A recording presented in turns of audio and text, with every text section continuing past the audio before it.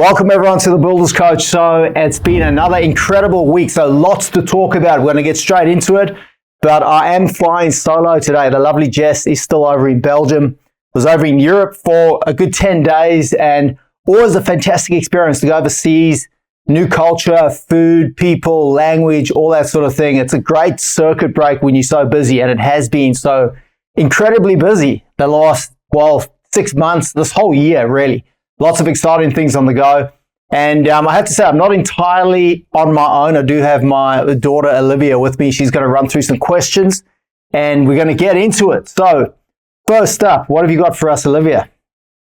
Can you tell me about the Warren Buffett story? The Warren Buffett story, absolutely. So this is something I've spoken to a few of you guys about, and that is the bet that Warren Buffett had with one of the top stockbrokers over in the US. So probably one of the top brokers in the world, actually. In 2007, Buffett bet $1 million with this guy, right? So this relates to profit first and DCA, or dollar cost averaging. So the big question is, how much are you profit first in your business? You guys heard me talk about that before. I think in pod 2 or even the first podcast, I spoke about how it's the first thing I do with all my clients, right? Make sure you're skimming money off the top. So it's a good question to ask yourself now. Are you profit firsting? And then DCAing is just buying a little bit of a certain stock, or maybe into an index fund. There's so many apps and different options available these days. It's endless. Or maybe even just a little bit of crypto every day, every week.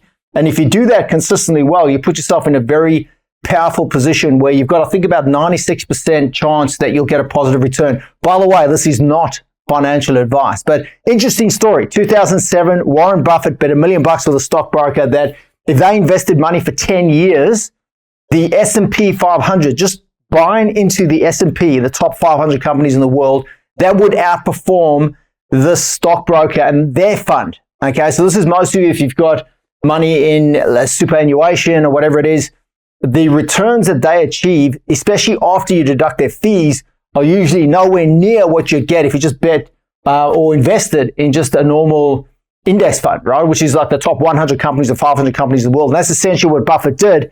10 years later, the results come out. Buffett's money, which you put in, significantly different. So you don't need to understand money. This is the key message of the story. You don't need to understand finance. You don't need to be one of the best brokers in the world. All you need to do is start somewhere. And even if you just put your money in an index fund, which is basically investing in the top companies in the world, and they're there because they're making good money, you're going to come out on top. What else have we got, Olivia? Can you explain market versus margin? Markup versus margin. Okay, so a simple explanation for markup versus margin. If you're a client of mine, you know that I recommend a 25 margin. That's a gross margin, of course. And that requires that you mark up from your costings 33%. So a simple example is if we had a product that costs $5, say it cost us $5 to buy it and we're selling it for 10, the markup would be 100%. So you're going from 5 to 10, which is double, or 100% mark up. The profit would be 5, which is half of the total. So that is a 50% margin, 100 markup, 50 margin. Very simple. In a past life, I was in the pharmaceutical industry, and there was a product that they were selling for $1,500 that cost, listen to this, 9 cents to make. So 9 cents to make, selling or retailing for $1,500. How's that possible? Well, in that industry, in most countries in the world, they've got a patent that lasts 10 years. They've got 10 years to make money. It cost them, I don't know now, but back then, $50 million to get a product onto the shelves, because they've got a rigorous process and a lot of red tape and legislation that they've got to get through. But if you looked at the markup on that from 9 cents to $1,500, it's thousands and thousands of percent mark up. The margin, though, would not exceed 100%. It would be 99.0000 whatever. Okay, so mark up, you can mark up a lot. All right, it could go, be exponential, but your margin will obviously never exceed 100, because 100% would be, if your margin was 100%, you'd be getting the product for free. Which, by the way, I've heard of when restaurants, for example, get cases of free champagne, a new type of champagne from one of the refs. They can then sell it for $20 a glass, and they're making $20 on the product. So there's 100% margin right there. Olivia, back to you. What have you got? Something about the quality front-end team. Is that right? So let's talk about the importance of a front-end team.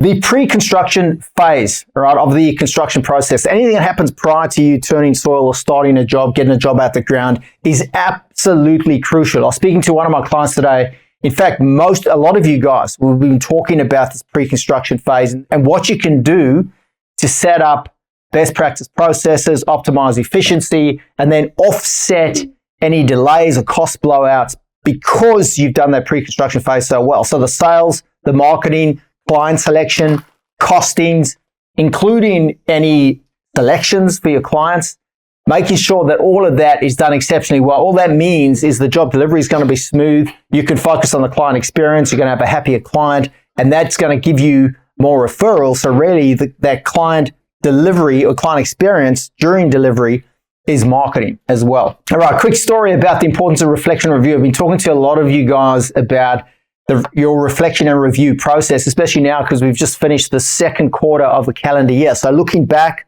on what you've done, your wins, your successes, your learnings, and then projecting forward to this next quarter for the year. Very, very powerful process. And it's a skill development thing as a leader of your business. The more you use a reflection review process, the more you're able to identify little nuances, little 1%ers that can help you raise the bar, add more value, and you can tinker with your business that way.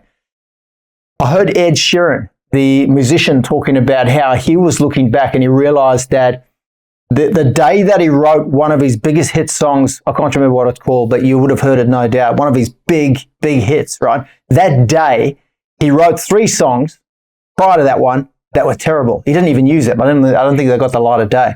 But the 4th song that he wrote was the one that was a big hit. And it made him realize that maybe writing those 3 songs that weren't quite right or were terrible was the reason that he got to the 4th one that was the big hit. So I think the key lesson for him there was to push past the burn. You know, often when it comes to generating ideas, the first 2 or 3 ideas will be very generic. They'll be simple. They're not going to be game changing. But if you push it a little further, the ideas will get better. And then when you feel like you've run out of ideas, if you keep pushing a little further, eventually you get through the gold. And that's where the big ideas are. So that's a combination of push past the burn on, and this could be not only with creativity or generating ideas, but if you're trying to raise the bar on a certain system or on the values or expectations for your team, if you push that a little bit further, you can often find something very unique and, you know, create something that's right out there into what we call a blue ocean. All right, Olivia, what else do we have? Right, I just want to touch on the importance of having a niche, so area of specialty, and then with that, how it ensures that you put yourself in a completely different league. I was talking to one of my builders just today about having a solid client education, sales and marketing system in place and consistently, you know, just sending out good information that educates their clients on their particular niche, what's involved in the build process, how they can help them. And again, if you've got a specialty, like if it's architectural builds, for example, if you're doing, you know, high performance homes, there's so much that you can talk about in those particular specialties that you can start educating people on the nuance and on the a lot of the intricate details associated with doing that particular work really, really well. There's a great analogy I heard around this concept of niching and specialty and client education, which was if we're going to play darts, right? Like say we're going to have a bit of fun and we're going to play darts, and I said to you, let's do it for money. The first person to hit a bullseye gets $100. Okay, would you be interested? Most of you, if you're interested in having a bit of fun, Olivia's nodding her head. Of course you would, right? Now, what if I said to you, you are going to be blindfolded, but I'm not? Okay, would you still want to go ahead? What if I said to you, you are going to be blindfolded, and by the way, I'm a professional dart player and I've been playing professional darts for 20 years? You're probably going to want to back out, okay? It's not going to be a fair contest. That is what it's like. If you've got a specialty, so you're very targeted in terms of the type of people that you deal with, so you've got a very specific target market, and you're sending them lots of specific information that educates them, that elevates your profile, the credibility and trust, it's going to be no contest. It's like you're playing darts and your competitors are blindfolded, and yes, you are playing for money because that's what the game of business is, and that's what's on the scoreboard is money.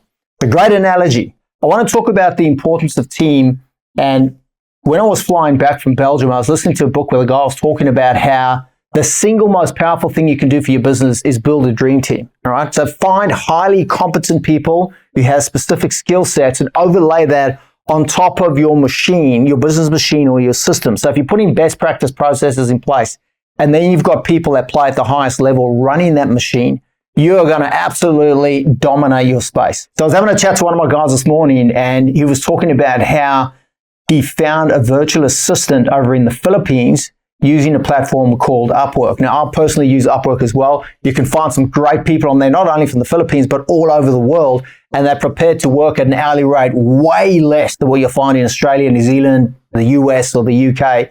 And you'll find people who are highly motivated and driven and also highly competent. I've got a guy that helps me with our CRM system, and I can text him any time of the day or night. He's in India, and he responds immediately. And it's unbelievable how he'll do what I would pay for here in Australia for 10 times less. They'll get quoted on creating a landing page in Australia through an ad agency. It costs about $2,000. This guy will do it for $200 or less. Sometimes $70, okay?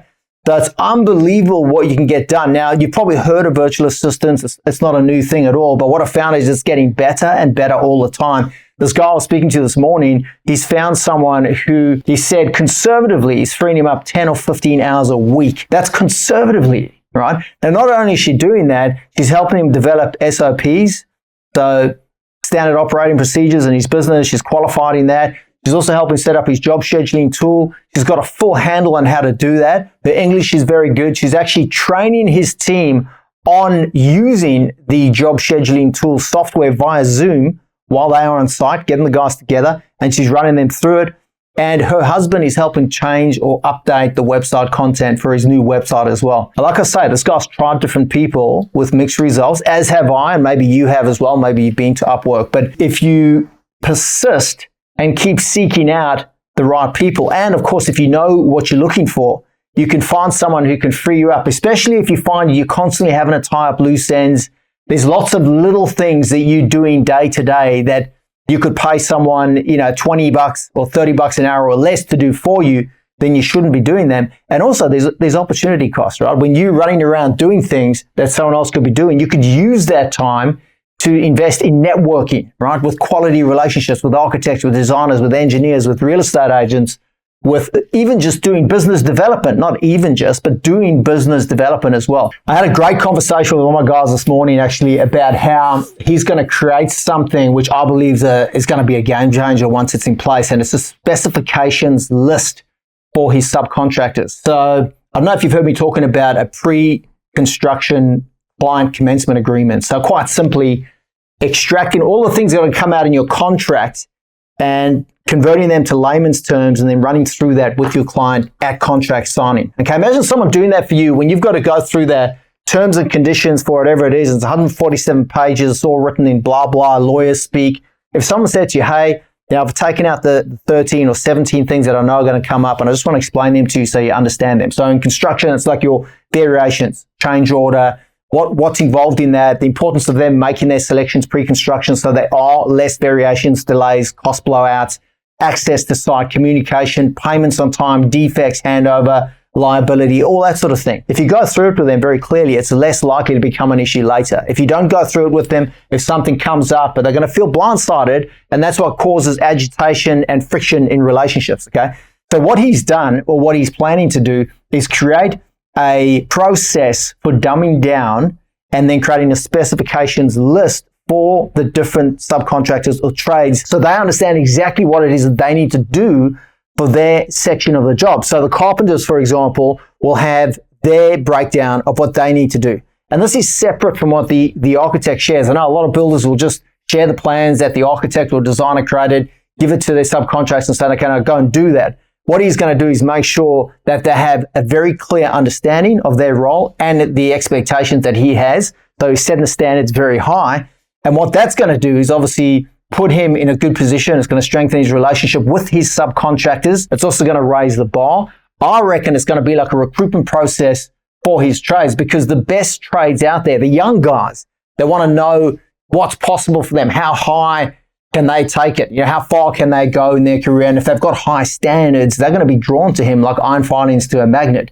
there's going to be a recruitment process. It's also going to be a point of difference with his clients because he's going to have the best team. And again, best team, one of the most powerful things you can do. But so that's going to be marketing essentially as well.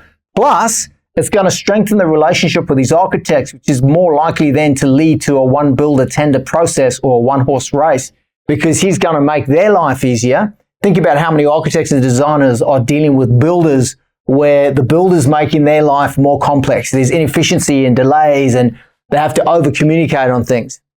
All right, so absolute game changer.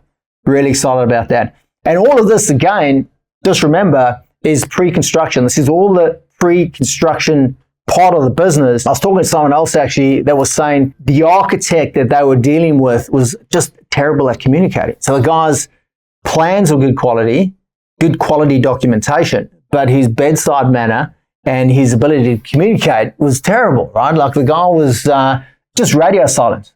Clients wouldn't hear from him. Then, if you don't communicate with your clients, what's going to happen? They're going to start thinking things. Most people have negative thoughts or connotations or assumptions around everything, especially in this industry where so much can go wrong.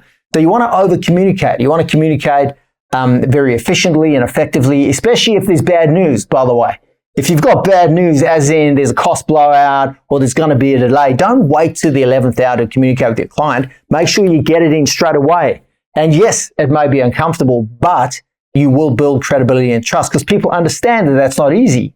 You know, and before you deliver a quote that's way beyond their budget, give them a call. Just say, hey, you know, things are way beyond what we expected, which actually leads me to another conversation, which is managing client expectations. And a lot of clients nowadays are blown away with the cost of things, right? I think we touched on it before in one of the previous podcasts, but inflation up significantly, building costs have jumped up. So anyone that hasn't built for 3 or 4 years, it's a bit of a shock to their system. So it's really important to, again, communicate that up front, but also to bring people's, expectations in line with reality.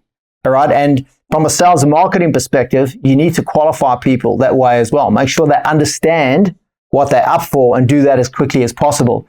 The last thing you want to do is spend 6 months with someone, going through that design phase, getting them to, excited about the project. And then when you do the final numbers, they fall off their chair and it goes nowhere. So with that in mind, in terms of managing people's expectations, in terms of the quality of the documentation that you have, it's really important to build a dream team at the front end. So work with the architects and designers that have good quality documentation and also that have the ability to communicate well with your clients as well. And with yourself. Like if you're not vibing with those people, the people that you work with, and it's uncomfortable and awkward, then you probably shouldn't continue working with them. So the builder I was talking about before, who had the architect whose documentation was great but wasn't communicating well, he's not going to work with that guy anymore.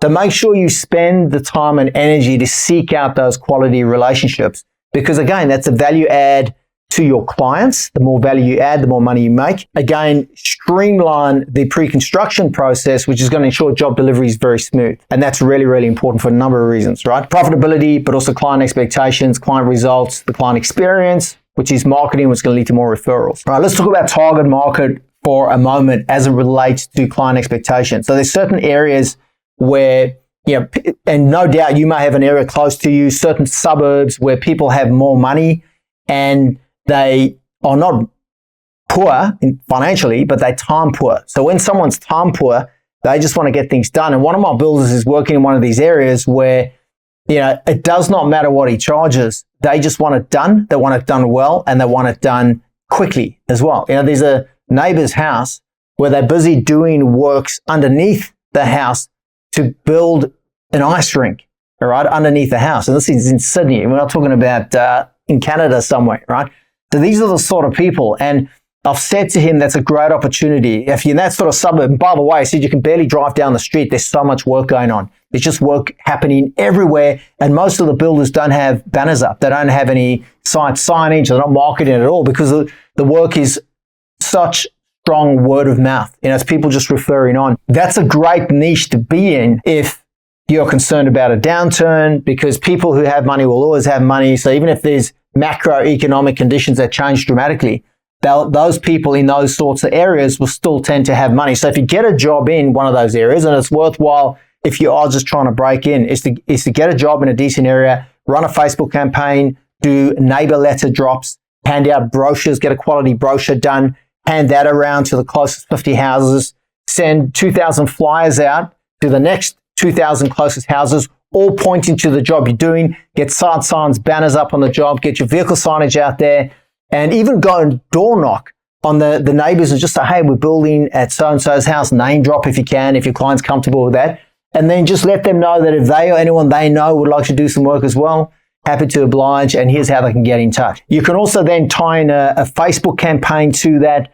Meta, Facebook, Instagram is all very geographic specific, and they can, with their algorithms, get very targeted as well. So anyone who's thinking of building or looking for a builder or within the construction space, they're going to be targeted and they'll be able to see your direct response ads. And worthwhile getting a marketing company to help with that as well. You want to who, not how, that entire process. You don't need to set it up all yourself. This is where you can get someone, again, in the Philippines, a virtual assistant or a marketing agency to help set that up. All right, so just jumping back to team for a sec, I spoke to one of my guys who had an absolute genius initiative, right? He realized he needed to give his team some loving and nurturing because he was spending a lot of time working on his business and implementing his systems. Maybe this has happened to you where you sort of go down a rabbit hole, you're working really hard on certain things and you feel like you're not interacting as much with your team, maybe on site or even in the office. So what he did is he got everyone together, 22 people in total, and they went out to, it was a winery, like a vineyard, not too far from where they work. And they spent the day there not only with the people on his team, but also their partners as well, their life partners. And it went so fantastically well that after the party sort of shut down at the venue where they were, everyone went back to his place. So they had a bonfire going, the people were talking, and one of the partners that were there, he overheard them saying, or they came back the next day and they told him that, so this is a female admin person in his office, and her husband said to her, you are never allowed to leave that job. It is too good of a group of people. Right? So the people just, and this again is something he didn't do often. He just decided, hey, let's get people together. Let's do some team building. Let's do something outside of the workspace. And everyone just gelled beautifully. And it was a fantastic bonding experience for everyone, including the partners. So if you've never done something like that, guys, I'd highly recommend you at least consider it. I want to share a quick story about one of my guys who came to our recent Sydney event.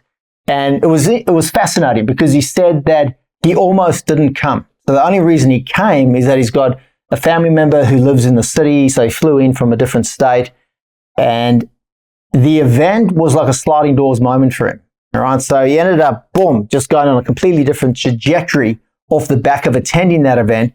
And it really made him realize that he needs to do more of that. It's so important to take time out of your business every now and again to reflect, to review, just to get that perspective that you're not going to get when you're inside the business, because you can't see the wood from the trees when you're in it. You're inside a wooden tunnel playing high-speed Tetris. You need to break from that and get some perspective, and that allows you to think, to strategize, to make informed decisions. And if you can do that in a room with like-minded people, even better. So he was able to do that. And he said it was fascinating from that perspective, in that he wasn't going to come and he did. And then he got so many insights and enjoyed interacting.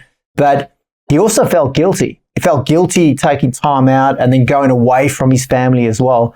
But the insight he had was that it needs to happen, and needs to happen on a consistent basis. Even if it's once a quarter or once every 6 months, you've got to remember to take time out and reflect and review and strategize. All right, just make sure that you're heading in the right direction, or that you have a direction that you take in the business. Now, I know that for most of you, business is a very lonely experience. Being an entrepreneur is a lonely existence for most of us. And I was speaking to one of my guys recently, and he said, you know what, it is so good to have someone to talk to, so a business coach to talk to. And his description was like having that business partner that he's never had and not having to share a chunk of the business. It's a hell of a lot cheaper to get a business coach, someone to talk to, someone who genuinely cares, who can give you that outside perspective, because a coach isn't emotionally involved in every aspect of your business, but they can see things that you can't. And that is so important for all of us, myself included, is to ask yourself, what is it that you don't know? Look in the dark. What are the things that you don't know that you don't know? And that's what that external perspective or set of eyes can do for your business. And of course, you don't feel as lonely when you get to share the journey with someone. You get to share the ups and the downs. Obviously, when things are challenging and difficult, it's great to have someone to talk to and to strategize with. But also when you're succeeding, when you're doing really well, sometimes your family and friends aren't going to really appreciate, the money you're making, or, that next property you're buying, or the yacht, or whatever else, or the holiday you're going to go on. People do sometimes think you're showing off. So it's great to be able to share that with someone, punch the air and have them congratulate you as well. I just want to touch on one of my builders. I mentioned once before, I think it was on pod 1. One of our builders at our boardroom, our 7-figure club, he's had 3 goes at overbooking the flight. So overbooking the flight is making sure that you have more inquiry coming in, that there's more booked in your pre-construction pipeline than you can handle. Okay, now it sounds absurd if you've never heard of this, but you would have no doubt had a job fall over at the 11th hour. Everyone's had that happen, right? So the way to offset that is to overbook the flight, just like the airlines, and then rather have an uncomfortable conversation when you've got to tell someone, sorry, you're going to have to wait, or I can refer you on to someone else. Then the alternative, which is 2 or 3 jobs falling over at the 11th hour and you've got a big cash gap. Okay, so this guy, Tom is his name, he's had 3 goes at overbooking the flight. The first time it didn't work. He thought he had overbooked it. He hadn't. The second time again, he thought he had, but he hadn't. This third time now, he's got $10 million coming through, and he's got another $7 million that he's going to outsource potentially to other builders in neighboring areas. So he's finally cracked the code. Congratulations to you, Tom. All right, we're going to wrap up. Before we do, one question. Who have you got to hold you accountable? One of the most powerful things a business coach does is hold you accountable to get shit done. You've probably got a long list of things that you should be doing that you haven't got done. A coach can not only guide you, but also hold you accountable. If you're interested in getting quality one-on-one coaching, make sure you get in touch with us. info@builderscoach.com.au. Just put coaching in the headline and we'll get in touch. We'll book in a time to have a chat to you. We'll do a 20-minute complimentary Zoom call to find out if and how we can help you. So hopefully hear from you soon. I was speaking to a builder recently and he said to me, hey, I know you're going to hold me accountable because you're South African. So yes, I will hold you accountable. And if anything, I'll be very direct and directive, if you like, in terms of helping guide you along the quickest and surest path to optimum profit, workflow, and cash flow. Hopefully we'll hear from you soon. About upcoming events, we've got Adelaide coming up next week, 26th of July, Perth, 20th of September. We also have tentatively Sydney booked for October. Watch this space for more. And also a 2-day development workshop coming up as well. Very exciting. Hopefully see you at one of those events. Until then, have a fantastic rest of the week. Take care.